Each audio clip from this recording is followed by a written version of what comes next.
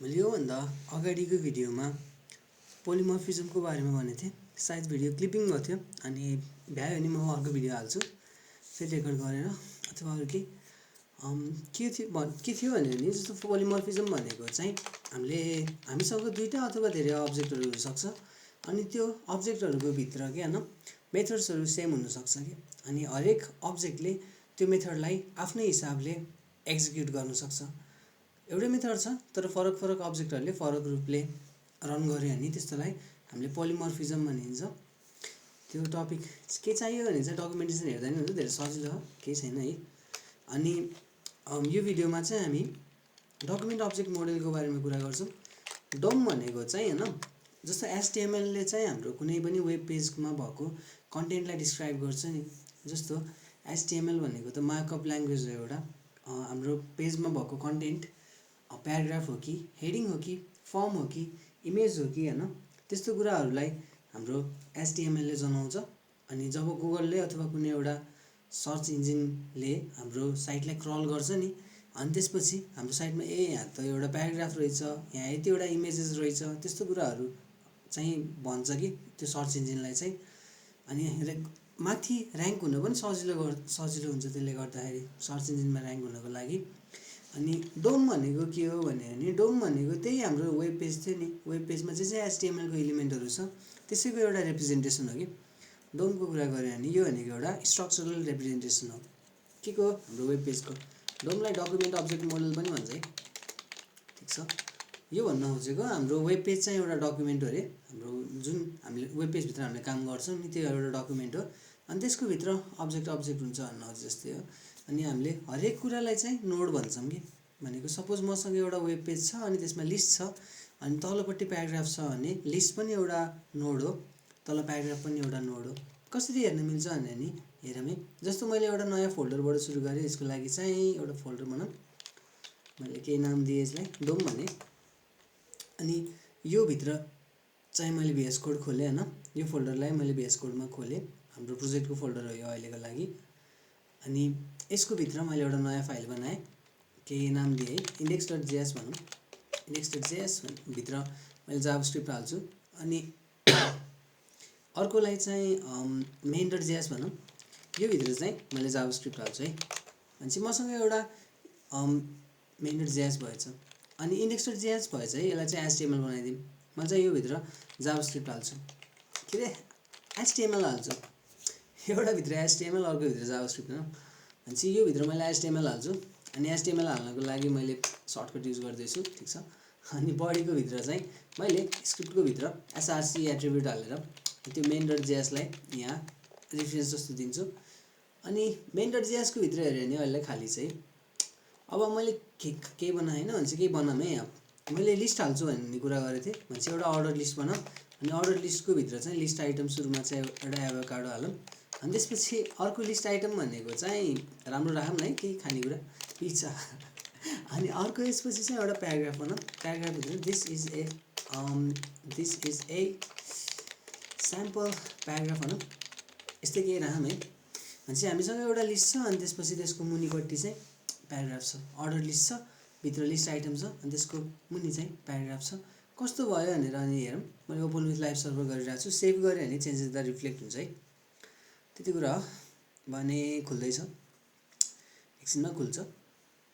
अनि सुरुमा यो वेब पेजको भित्र मैले बनाएको वेब पेजको भित्र हैन टाइटल साइटल केही भएन, डकुमेन्ट रहेछ। अनि यो चाहिँ एउटा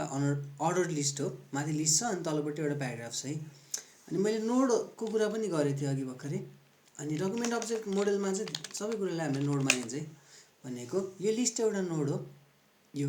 अर्डर लिस्ट छ नि यो एउटा नोड हो अनि यसको भित्र भएको हरेक लिस्ट आइटम एउटा नोड हो। अनि यो तलको प्याराग्राफ अर्को नोड हो। भनेको यो लिस्टको र यो प्याराग्राफको रिलेसन हेर्यो भने यो दुईटा सिब्लिङहरू हो। तर यो लिस्ट आइटम छ नि जुन अर्डर लिस्टको भित्रको त्यो भनेको चाहिँ अर्डर लिस्टको सिब्लिङ हो। कसरी थाहा पायो भने चाहिँ मैले यहाँ अर्डर लिस्ट भनेर यो एउटा नोड बनाइरहेको छु, यसको भित्र अर्को चाइल्ड नोड बनाएको छु नि हैन, यो अर्को चाइल्ड नोड हो। यो र एभोकाडोवाला लिस्ट आइटम र पिज्जावाला लिस्ट आइटम चाहिँ सिब्लिङहरू हो नि त। अनि यसको प्यारेन्ट चाहियो भने चाहिँ यो बडी हो, त्यसरी हेर्न मिल्छ हामीले है। अनि अर्को कुरा जस्तो मैले यसलाई इन्स्पेक्ट गरेँ भने भ्यू पेज सोर्स होइन इन्सपेक्ट भनेपछि मैले यसलाई इन्सपेक्ट गरेँ भने चाहिँ अनि त्यसपछि तल डेभलपर अप्सन्समा गएँ अनि यहाँ कन्सोलमा गएँ भने होइन यहाँ के देखाउँछ भनेर हेर्न खोजेको मैले चाहिँ जे होस् यही स्ट्रक्चर देखाउँछ केही छैन कन्सोलमा जाम अनि त्यसपछि हामीले यो हाम्रो जुन छ नि यो वेब पेजमा के नोडहरू छ त नि भनेर हेर्नको लागि चाहिँ डकुमेन्ट डट भनेर मैले एक्सेस पाउन मिल्छ है सबको डकुमेन्ट डट चाइल्ड नोड्स भनेर मैले इन्टर हाने भने चाहिँ यहाँ नोड लिस्ट दुईवटा देखाउँछ है यो नोड लिस्ट दुईवटा देखाएको भनेको चाहिँ एउटा एरे पास गर्छ कि मलाई त्यो एरे भनेको यो हो अनि इन्डेक्स चाहिँ यो 0 हो 0 इन्डेक्समा छ यो चाहिँ 1 इन्डेक्समा छ है अनि 1 मा चाहिँ HTML छ हामीलाई HTML चाहिएको HTML को भित्र अनि त्यसपछि चाइल्ड नोड्सको भित्र जाम अनि त्यसको भित्र बडीमा जाम है हामीलाई हेड चाहिँदैन अहिलेलाई अनि बडीको भित्र फेरि चाइल्ड नोड्समा जाम खोज्नु पर्यो है चाइल्ड नोड्स यहाँ छ अनि चाइल्ड नोड्सको भित्र यो टेक्स्ट धेरै टेक्स्ट देखिरहन् यो भनेको हामीले आइडीमा कोड टाइप गरिरहेछौँ अनि आइडी जसले कसरी त्यो कोडलाई लेख्छ त नि त्यसको आधारमा आउने कुरा हो हामीलाई चाहिँदैन है जस यो टेक्स्ट हेर्नु पर्दैन अरू हामीलाई चाहिने सरकारको विषय त यो ओएल हो नि त ओएल भनेको अर्डर लिस्ट हो अनि अर्डर लिस्टको मुनिपट्टि चाहिँ प्याराग्राफ छ त्यही कुरा हेर्न खोजेको हामीले चाहिँ भनेको यो एउटा नोड हो यो अर्को नोड हो दुईटै सिब्लिङ नोडहरू हो अनि यसको प्यारेन्टको कुरा गऱ्यो भने चाहिँ यसको प्यारेन्ट भनेको चाहिँ यो माथि के छ त्यही हो भनेको बडी हो है यसको प्यारेन्ट भनेको बडीको नोड हो बडीको प्यारेन्ट भने नि त्यो हाम्रो के छ HTML हो त्यस्तो हुँदो रहेछ अब सपोज मलाई चाहिँ यो एक्सेस गर्न मन लाग्यो कि अर्डर लिस्ट आइडी अथवा क्लासेसबाट नि एक्सेस गर्न मिल्छ है तर म अहिलेको लागि चाहिँ यही नोडहरूबाट एक्सेस गर्न सिकाउँछु कसरी भने नि सस्तो main.js मा जाम अनि हामीले यसमा त केही पनि लेखेको छैन मैलेसम्म भनेपछि केही कुरा लेखौँ है मैले लिस्टलाई एक्सेस गर्न खोजिरहेको छु भनेपछि मैले लिस्ट इक्वल्स टु भनेर लेट भने अगाडि लेट किन भनेको भने मैले कर्ली ब्रेसेस यहाँ राख्नको लागि लेट राखेको है अनि यस्तो गर्यो भने चाहिँ मैले लेट भनेर जे भ्यारिएबल डिक्लेयर गरेको हुन्छ नि त्यो चाहिँ कर्ली ब्रेसेसको भित्र मात्रै हुन्छ बाहिर चाहिँ यो भ्यारिएबल एक्जिस्ट गर्दैन कि त्यसैको लागि हो अनि त्यो कसरी पाउने त नि अघिको त्यो नोडहरू भने डकुमेन्ट डट युज गर्नुपर्छ मैले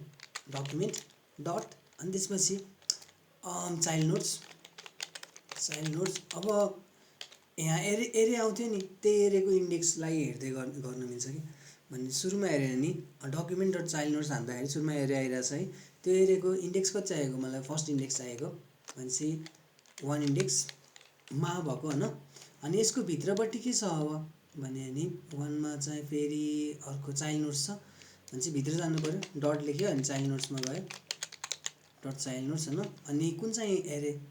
भने नि एरेको भित्रको कुन एलिमेन्ट भने नि बडी चाहिएको त्यसको लागि इन्डेक्स चाहिँ 2 छ भनेपछि भित्र 2 लेख्नु पर्यो अनि त्यसपछि यसको भित्र छ बडीको भित्र के छ भनेर हेरौँ फेरि चाइल्ड नोड्स रहेछ है भनेपछि मैले यहाँ डट लेखेँ अब अनि फेरि चाइल्ड नोड्स लेखेँ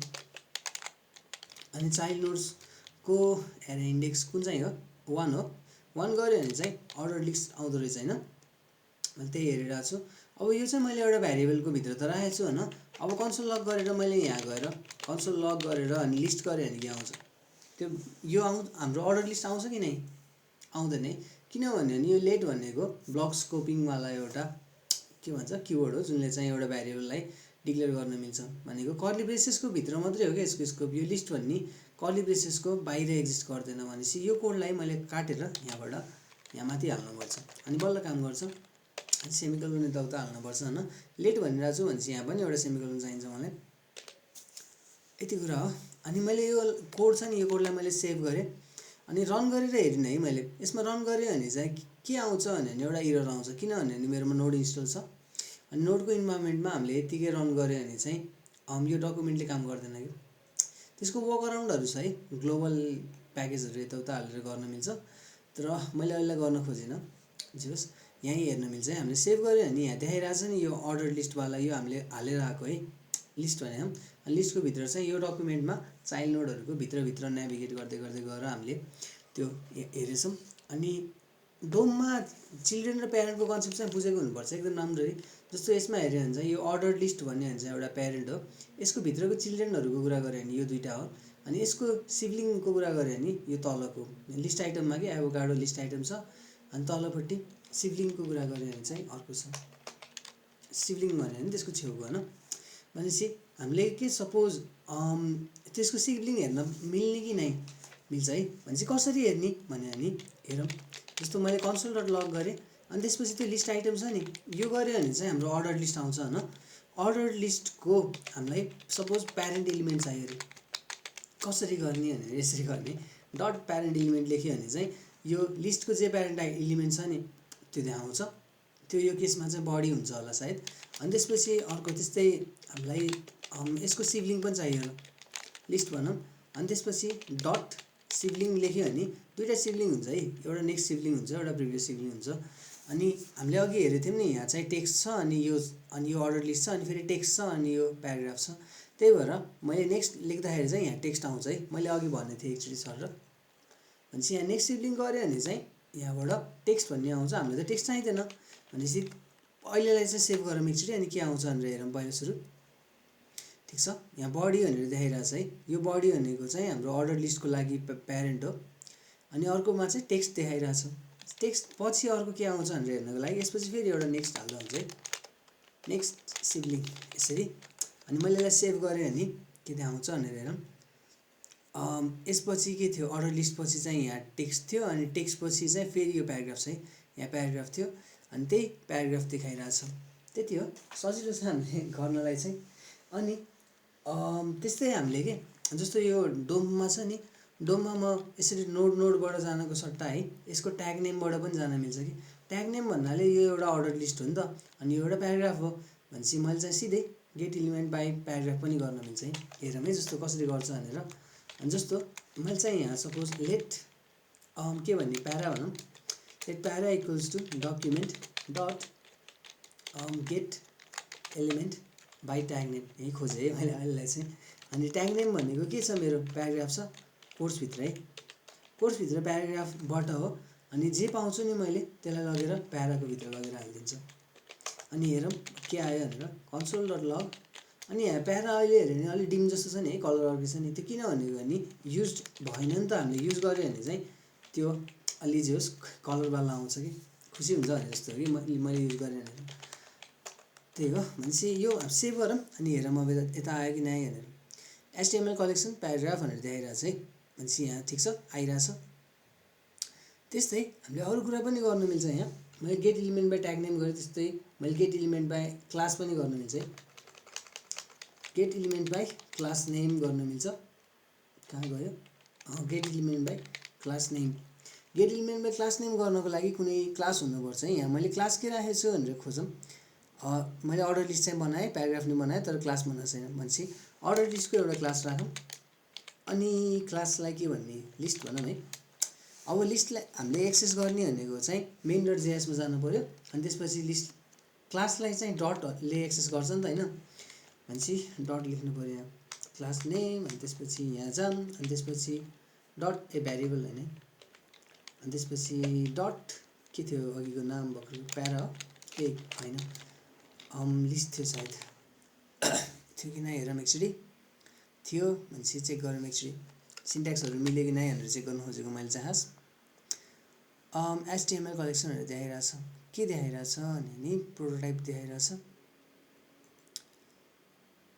हामी यहाँ छौँ लेट प्यारा अघिको यो माथिको चाहिँ डट लिस्ट यो भयो अनि console.log प्यारा ठिक छ भइरहेछ है त्यस्तै हामीले यसको सट्टा के भन्छ आइडीबाट पनि गर्न मिल्छ है गेट एलिमेन्ट बाई आइडी गर्न पनि मिल्छ